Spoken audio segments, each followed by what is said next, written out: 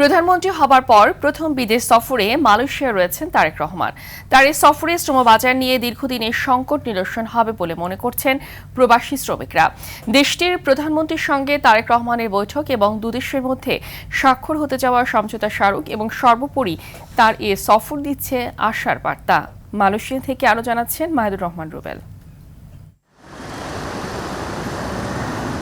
অর্থনীতির বৈচিত্র্যকরণ ও আধুনিকরণে মালয়েশিয়া এক অনন্য রাষ্ট্র।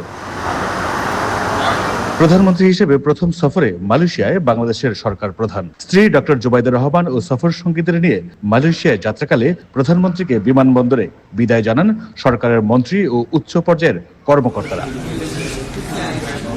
চীন, ভারত নাকি আমেরিকা, কোন দেশে প্রথম সফর করবেন প্রধানমন্ত্রী তারেক রহমান? এ নিয়ে নানা জল্পনা থাকলেও তার অবসান হলো মালয়েশিয়া সফর দিয়ে। যদিও শ্রমবাজার, শিক্ষা, ভিসা সহ নানা জটিলতা চলছে দেশটির সাথে, তাই শুধু কূটনৈতিক সৌজন্য নয়, বরং অর্থনীতি, শ্রমবাজার ও আঞ্চলিক সহযোগিতাকে সামনে রেখে সফরটি হবে বাংলাদেশের জন্য গুরুত্বপূর্ণ বার্তাও।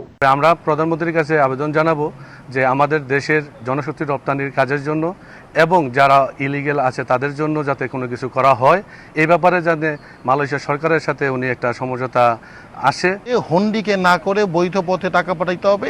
এই সিন্ডিকেট যদি ভাঙা যায়, একটা শৃঙ্খলার মধ্যে কম টাকার মধ্যে যাতে আমাদের বাংলাদেশি ভাইরা আসতে পারে, তাহলে দেশের নাম আরো উজ্জ্বল হবে। দুই সরকার প্রধানের মধ্যে হতে যাওয়া বৈঠকগুলো শ্রমবাজার সম্প্রসারণ, বিনিয়োগ বৃদ্ধি, বাণিজ্য সহযোগিতা এবং দ্বিপাক্ষিক সম্পর্ককে নতুন উচ্চতা নেওয়ার বিষয়গুলো গুরুত্ব পাবে বলে মনে করেন প্রবাসীরা। আমাদের মাননীয় প্রধানমন্ত্রী মালয়েশিয়ান মাননীয় প্রধানমন্ত্রীর সাথে আলাপ আলোচনা করে প্রবাসীরা যাতে স্বল্প খরচে মালয়েশিয়া আসতে পারে এবং যে ধরনের জটিলতার কারণে প্রবাসীদের আসা বন্ধ হয়ে যায়, বিশেষ করে শ্রমিক আসা বন্ধ হয়ে যায় মালয়েশিয়াতে, সেগুলো সমস্যার সমাধান হবে। আমাদের প্রধানমন্ত্রী এখানে এসে যে সমঝোতা স্বাক্ষর সই করবেন, এতে দুই দেশের সম্পর্ক আরো উন্নয়ন হবে এবং আগে যে সম্পর্ক ছিল সেই সম্পর্ক আরো ত্বরান্বিত হবে। শুধু নতুন কর্মী পাঠানো নয়, বাংলাদেশি কর্মীদের অধিকার, কর্মপরিবেশ এবং বৈধতার বিষয়েও গুরুত্ব পাবে বলে মনে করেন সংশ্লিষ্টরা।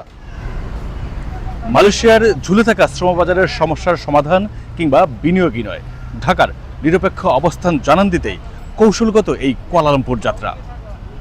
দিল্লি কিংবা চীনের বলয় এড়িয়ে ঢাকা কতটা নিরপেক্ষ থাকতে পারবে তা বলে দেবে সময়। Mahidur Rahman Rubel, RTV, Kuala Lumpur, Malaysia.